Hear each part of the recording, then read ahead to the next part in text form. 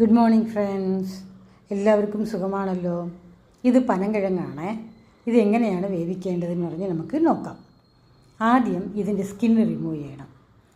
വൃത്തിയായിട്ട് കഴുകണം. നമ്മൾ കഴുകിയിട്ട് ഇതിൻ്റെ തലയും വാലും നമ്മൾ മുറിച്ച് കളയണം. മുറിച്ച് കളഞ്ഞിട്ട് ഇതിനെ ഉപ്പും മഞ്ഞളും ഉപയോഗിച്ച് നമ്മൾ നല്ല വൃത്തിയായിട്ട് ഇതിൻ്റെ എല്ലാ ഭാഗത്തിലും വരത്തക്ക രീതിയിൽ നമ്മൾ പുരട്ടി വെക്കണം. ഇത് വളരെ ഗുണമുള്ള ഒരു കിഴങ്ങാണ് കേട്ടോ.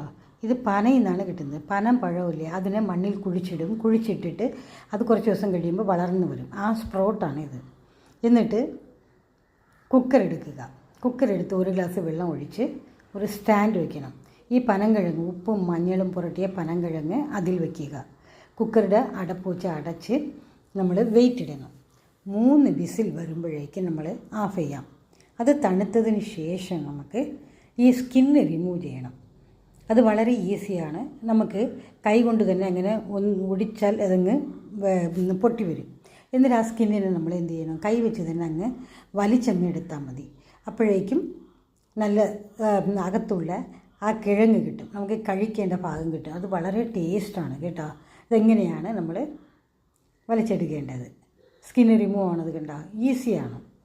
എന്നിട്ട് ഇതിന് ചെറിയ ചെറിയ കഷ്ണങ്ങളായിട്ട് നമുക്ക് കഴിക്കാം. വളരെ ടേസ്റ്റിയാണ്, ഇത് ഹെൽത്തിയാണ്. ഈ വീഡിയോ ഇഷ്ടപ്പെട്ടാൽ ലൈക്ക് ചെയ്യണം, ഷെയർ ചെയ്യുക, സബ്സ്ക്രൈബ് ചെയ്യുക. സബ്സ്ക്രൈബ് ചെയ്തെല്ലാവർക്കും ഒത്തിരി